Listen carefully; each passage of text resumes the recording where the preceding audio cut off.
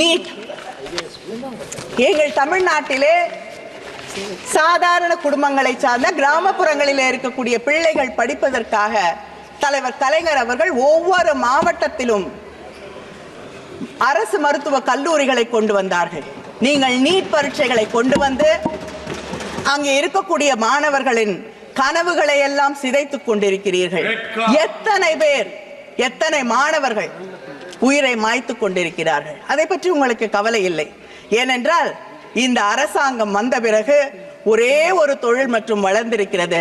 கிட்டத்தட்ட 5750 கோடி coaching industry, இந்த கோச்சிங் ஸ்கூல் இது மட்டும்தான் வளர்ந்திருக்கு. NTA 28 எக்ஸாமினேஷன்ஸ் நடத்தி கொண்டிருக்கிறது. யாராவது ஒருத்தர் வந்து அரசாங்கத்திலிருந்து அங்கே நிரந்தர பணியிலே இருக்கிறார்களா என்றால் இல்லை. நீங்க சொன்ன பதில் தான் நான் கேட்ட கேள்விக்கு. There is not one single person who is a permanent employee and who is answerable. அப்ப கேள்வித்தாள்கள் வந்து அதில் இருக்கக்கூடிய ரகசியத்தை எப்படி பாதுகாப்பீர்கள்? இதைத்தான் எங்களுடைய முதலமைச்சர் முதல் நாளிலிருந்து இந்த நீட் பரீட்சைகள் தேவையில்லை தேவையில்லை தேவையில்லை என்பதை சொல்லிக் கொண்டிருக்கிறார். இந்த புதிய கல்விக் கொள்கையில உங்களுக்கு மறந்துடுது, இது கன்கரண்ட் லிஸ்ட்ல இருக்கு, பொதுப்பட்டியல்ல இருக்குன்னு. அதனால நீங்க சிலபஸையும் நீங்க தான் உருவாக்குவேன் என்கிறீர்கள். நீங்க உருவாக்கக்கூடிய சிலபஸ் தான் இங்க இருக்கக்கூடிய கலாச்சாரத்தை, பண்பாட்டை, இந்த நாட்டின் நாகரீகத்தை, அரசியல் வரலாற்றை சொல்லித் தரும் என்கிறீர்கள். நீங்க சொல்லிக் கொடுக்கக்கூடிய அரசியல் வரலாறு என்ன? முகலாய மன்னர்களை பற்றி பேச மாட்டீர்கள். மகாத்மா காந்தி அவர்கள் கொல்லப்பட்டதை பற்றி உங்கள் அரசியல் வரலாறு பேசாது.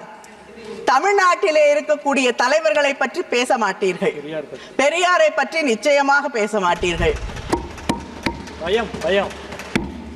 ஆனால் ஒரு தலைவர் அந்தமான் சிறையில் இருந்து புல்புல் பறவையின் மீது ஏறி, புல்புல் பறவையா ப்ரூம்ஸ்டிக்கான்னு எனக்கு தெரியல, ஏதோ ஒன்றில் ஏறி அவர் சிறையில் இருந்து வெளியே பறந்து வந்தார் என்று உங்களுடைய டெக்ஸ்ட் புக் சொல்லி தருது. இதுவா சயின்டிபிக் டெம்பர்? இதையா மாணவர்களுக்கு நீங்கள் சொல்லி தருவீர்கள், நாங்கள் ஏற்றுக்கொள்ள வேண்டும்? நேற்று இந்த அவையிலே திராவிட இயக்கம்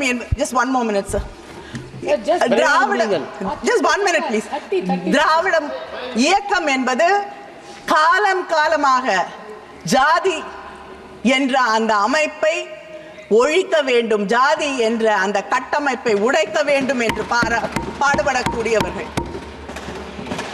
நீதி கட்சியில் இருந்து தந்தை பெரியாரில் இருந்து பேரறிஞர் அண்ணாவில் இருந்து தலைவர் கலைஞர், இன்று எங்களுடைய முதலமைச்சர் வரை இதற்காகவே தன் வாழ்க்கையை அர்ப்பணித்துக் கொண்டவர்கள்.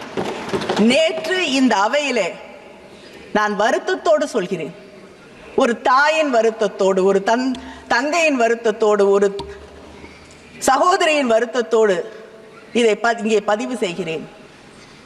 இங்கே இருக்கக்கூடிய இந்த அவையிலே a member of parliament இன்னொருவரை பார்த்து கேள்வி கேட்கிறார், உனக்கு உன் ஜாதி என்ன என்று தெரியாது என்று.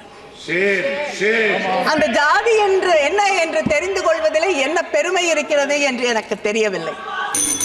ஜாதி அற்றவராக வாழ்வதில் தான் பெருமை இருக்கிறது என்பதுதான் திராவிட இயக்கத்தின் கொள்கை.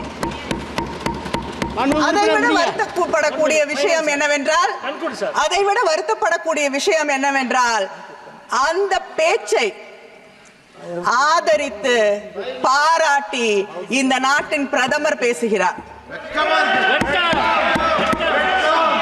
ஜாதி என்பது பெருமை என்று சொல்லக்கூடிய ஒரு ஆட்சி ஜாதியின் பெருமையை பற்றி பேசுவது, ஜாதி தெரியாதவர்களை இழிவுபடுத்துவதை ஏற்றுக்கொள்ளக்கூடிய ஒரு பிரதமர் உருவாக்கக்கூடிய ஒரு சிலபஸை தமிழ்நாடு எந்த காலத்திலும் ஏற்றுக்கொள்ளாது. எங்கள் முதலமைச்சர் கடைசி வரை போராடுவார், நாங்களும் போராடுவோம். வணக்கம்.